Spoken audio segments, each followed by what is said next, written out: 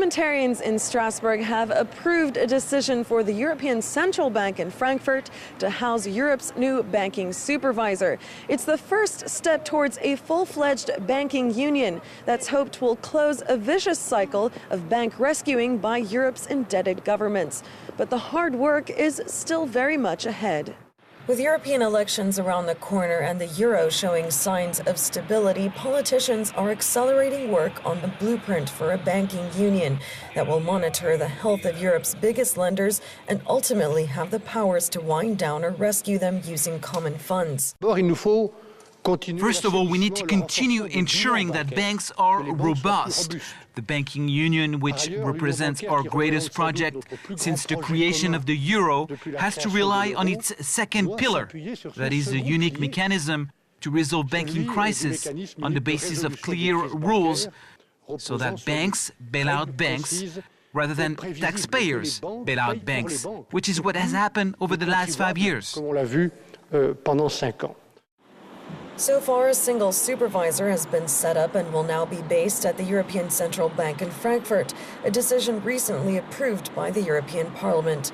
But key elements of the banking union have been delayed due to controversy over how far member states are willing to integrate their independent rescue funds to bail out banks. From my point of view, we have to develop a system to share burdens.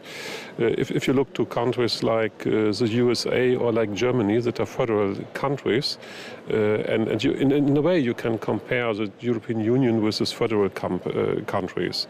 And in all these countries, in USA, in Germany, we have a system of sharing burdens between the single states, and only by this reason these states are still existing.